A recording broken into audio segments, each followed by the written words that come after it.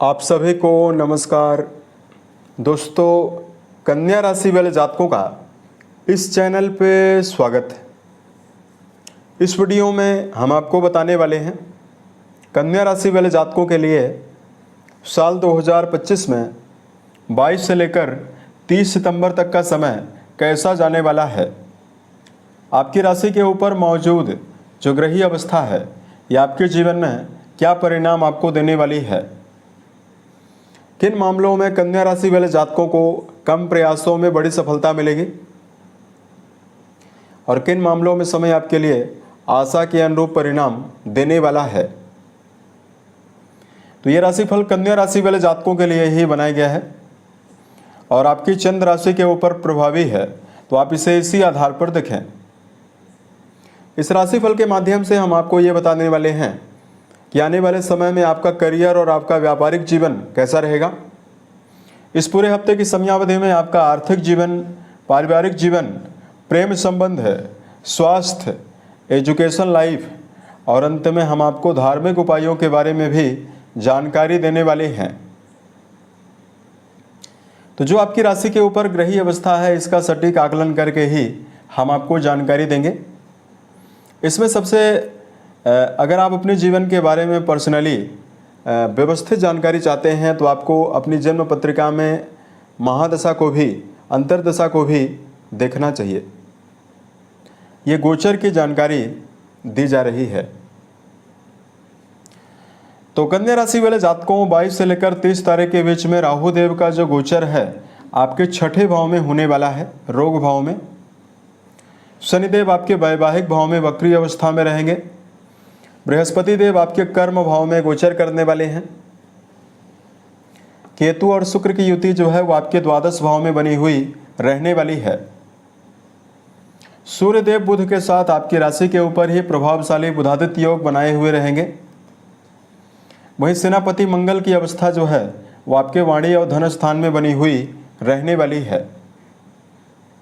देखिए, इसमें मेजर ग्रहों का राशि परिवर्तन नहीं होने वाला है, माइनर ग्रहों का परिवर्तन जरूर होने वाला है। एक विशेष सूचना हम आपको और दे देते हैं। देखिए, 22 तारीख से नवरात्रि का पर्व भी शुरू होने वाला है। तो सबसे पहले आप सभी को नवरात्रि के पावन पर्व की हार्दिक शुभकामनाएं। इस 9 दिनों की समयावधि में आप माता लक्ष्मी की, माता दुर्गा की आप विधिवत पूजा करें और माता रानी आपके जीवन में आपके सभी विघ्न को हरें और आपके सभी संभव इच्छाओं की पूर्ति हो पाए, यही हमारी कामना है।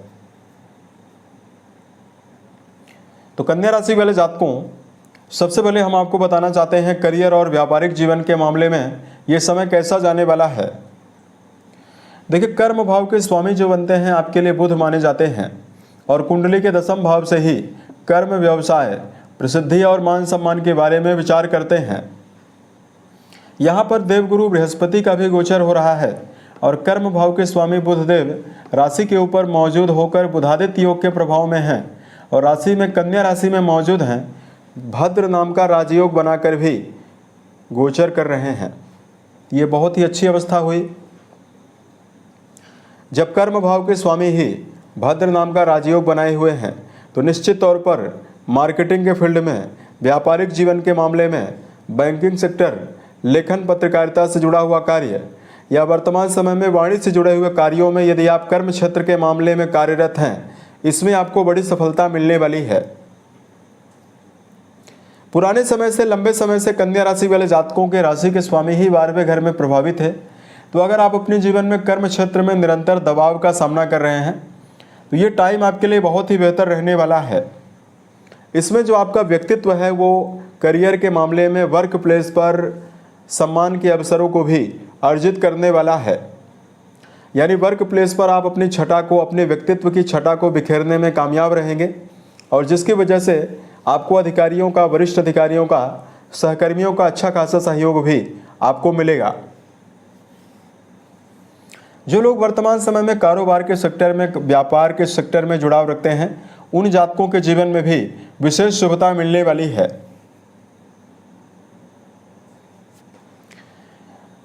बात करते हैं आपके लिए आर्थिक जीवन के मामले में क्या परिणाम आपको मिलने वाला है। देखिए यहाँ पर हम आपको बताना चाहते हैं राहु देव का संबंध जो है वो आपके धन भाव से बना हुआ है।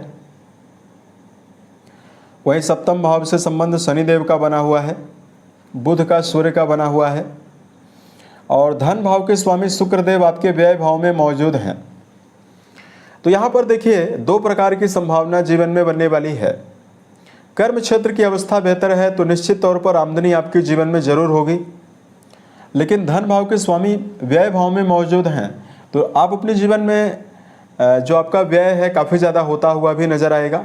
भौतिक चीज़ों के ऊपर, मटेरियलिस्टिक सुविधाओं के ऊपर आप अपने जीवन में धन का व्यय कर पाएंगे। यहाँ पर कन्या राशि वाले जातकों के राशि के स्वामी ही और सूर्य देव भी सप्तम घर को लगातार प्रभावी होकर बलवान बना रहे हैं। ऐसे में आपके जीवन में दैनिक आमदनी के बढ़ने का प्रबल योग इस पूरे हफ्ते की समयावधि में रहेगा। अगर आप मल्टीनेशनल कंपनियों में या विदेश से जुड़ा हुआ भी कोई भी काम कर रहे हैं उसमें भी आपको विशेष शुभता मिलने वाली है। राहु देव का छठे भाव में जो गोचर होने वाला है इसकी वजह से आप अपने जीवन में लंबे समय से अगर कर्जों का सामना कर रहे हैं, कर्ज मुक्ति की संभावना भी यहाँ पर आपके जीवन में दिखाई देने वाली है। बात करते हैं पारिवारिक जीवन के स्थितियों में क्या परिणाम आपको मिलेगा। देखिए राहु की नौवीं दृष्टि मंगल के ऊपर पड़ने वाली है और आपके द्वितीय भाव परिवार भाव के स्वामी व्यय भाव में मौजूद हैं और यहाँ पर मंगल का गोचर हो रहा है। तो कुल मिलाकर राहु देव का संबंध दूसरे भाव से बना हुआ है और क्रूर ग्रह मंगल का भी संबंध आपके द्वितीय भाव से बना हुआ है। अतः पारिवारिक जीवन के मामले में विवाद और पारिवारिक जीवन में कई प्रकार के उतार चढ़ाव भी आपको मिलने वाले हैं। अब देखिए आपका चौथा घर प्रभावी बना हुआ है तो घर में माता का सहयोग आपको मिलेगा। पारिवारिक जीवन के अलावा समाज में आपको भरपूर मान सम्मान मिलने का भी योग रहने वाला है। यहाँ पर एक बेहतर स्थिति ये जरूर रहने वाली है कि राशि के स्वामी राजयोगों के प्रभाव में हैं तो आप धार्मिक क्रियाकलाप भी घर में आयोजित करवा सकते हैं, जिसकी वजह से कहीं न कहीं पारिवारिक एकजुटता की भावना भी बढ़ेगी। प्रेम और वैवाहिक जीवन के मामले में यदि आपको जानकारी दिया जाए, रिश्तों के संदर्भ में कुंडली का पंचम घर जिम्मेदार माना जाता है और पंचम भाव के स्वामी शनिदेव वक्री अवस्था में सप्तम घर में प्रभावी हैं। तो यहाँ पर प्रेम जीवन के मामले में आपको उतार चढ़ाव ही ज़्यादा मिलेगा। रिश्तों के मामले में मिला जुला ही परिणाम आपको मिलने वाला है। लेकिन बात करते हैं विद्यार्थी जीवन के मामले में क्या परिणाम आपको मिलेगा। देखिए मंगल की चौथी दृष्टि, उच्च की दृष्टि आपके पंचम घर को प्रभावित करने वाली है। तो अब यहीं पर प्रेम जीवन के मामले में समय आपके लिए रिश्तों के लिए ज़्यादा बेहतर तो नहीं है, लेकिन विद्यार्थियों के लिए ज़्यादा बेहतर है, क्योंकि यहाँ पर मंगल की एनर्जी आपके जीवन में शिक्षा में लगातार उत्साह देने का भी काम करेगी और आपको शिक्षा के मामले में बड़ी अपॉर्चुनिटीज भी, सफलता भी देने वाली है। बात करते हैं वैवाहिक जीवन के मामले में क्या परिणाम आपको मिलने वाला है। देखिए कुंडली के सप्तम घर में शनिदेव का गोचर लगातार होने वाला है और सप्तम भाव में सूर्यदेव का भी प्रभाव रहने वाला है। अतः देखिए वैवाहिक जीवन के मामले में समय आपके लिए मिला जुला परिणाम देगा। वीनस की अवस्था आपके लिए बहुत ही अच्छी बनी हुई है, तो आप घूमने फिरने की योजना भी वैवाहिक जीवन में बनाते हुए नजर आने वाले हैं। देखिए यहाँ पर जब भी शनिदेव होते हैं तो कहीं न कहीं वैवाहिक जीवन को नीरस बनाते हैं।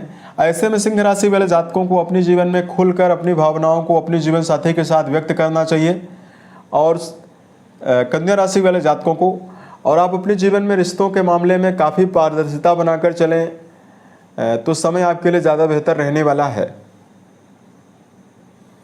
हेल्थ के मामले में यदि आपको जानकारी दिया जाए, बुध की राशि के ऊपर ही भद्र नाम के राजयोग की बनी हुई अवस्था और बुध की बलवान अवस्था जो रहने वाली है, साथ में छठे घर में राहु देव की जो अवस्था रहने वाली है, ये शारीरिक और मानसिक रूप दोनों रूप से आपको विशेष शुभता देने वाली है। हालांकि देखिए वर्तमान में जो सूर्य शनि का प्रभाव रहने वाला है राशि के ऊपर, तो कहीं ना कहीं बहुत सारे जातक एलर्जिकल समस्याओं का भी सामना करेंगे जिनकी उम्र 50 वर्ष से ज़्यादा है, और पेट की बीमारियां भी परेशान कर सकती है। शारीरिक थकान भी आपको मिल सकती है अत्यधिक कार्य की वजह से, इसके लिए आपको दिनचर्या व्यवस्थित बनाकर चलना चाहिए।